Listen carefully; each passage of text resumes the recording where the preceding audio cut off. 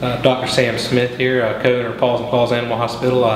My main focus here is on cat and dog medicine with a focus on advanced dentistry, orthopedic surgery, internal medicine, and soft tissue surgery. And that's basically what I'm focusing on here. The name was something that my wife actually came up with, and we were all just kicking around things, and as soon as she said it, I was like, oh man, that's it, and just fell in love with it right from the get-go. And then we all agreed on it, and that's how it came back. Actually, my wife came up with the idea.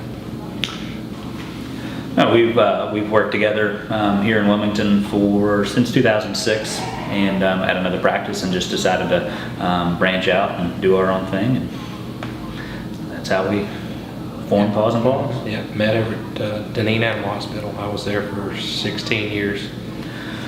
Sometimes it's hard to narrow it down with all the things that we see. I have worked on a tiger.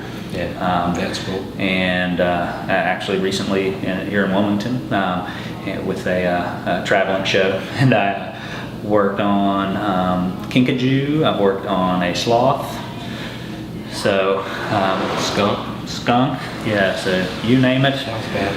You name it, I've probably seen it. Yeah, pretty much cats and dogs and wildlife in general. Worked on various eagles, hawks, owls, and things. Those were pretty cool to work with. So.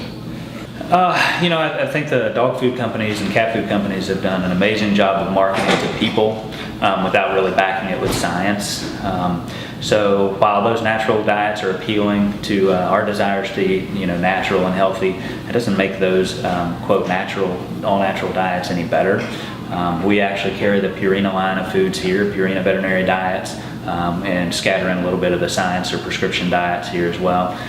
Those companies are backed by years and years of research and science. Yeah. The newer companies, the more natural companies, they're not. And recalls almost always involve those small companies and almost never involve the big players in the game.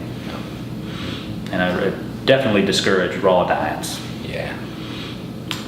Well, each patient varies, and it's based on the level of gingivitis or periodontal disease that the patient has, and how much home care can be done. And basically, it's look and see, where's the disease, how bad is it, and do we need to intervene? I'd say yes, annually up to 8 years of age, and then after 8 years of age, it's not a bad idea to bring them in twice a year. And I think we're going to get to focusing on that. Yeah, we have to remember that pets age. Senior. Yeah, pets age a lot faster than we do as humans, and so the American Animal Hospital Association actually right now recommends every 6 months, which isn't across the board, but in general you could certainly do that, but yearly up until the age where consider them a senior citizen, and then senior citizens even more than you. I think it's a great idea. We work with one breeder in particular who's very particular and very scrutinous of her breeding stock. That's a huge problem, is breeding dogs that have genetic defects or deficiencies, if you will, and you end up with hip dysplasia, you end up with elbow dysplasia. I don't believe there's a genetic test for those at this point, but there are tests you can do to reduce the risk that's present. And so x-rays, pen hip is a particular hip evaluation that's not terribly expensive. It's you can do it at a young age, as young as 16 weeks of age. And so there's a lot to be said for breeders who want to produce good stock and not pass on bad genes. Yeah, you have to. Most of those large animals, large exotic animals I should say, even smaller cats, you almost always have to sedate to do anything with them. Yeah, same with primates. Teeny tiny little monkey, you still got to knock them out to do much. It's easy as a phone call, 910-399-3768. We also have a Facebook page. You can find our information on Facebook as well.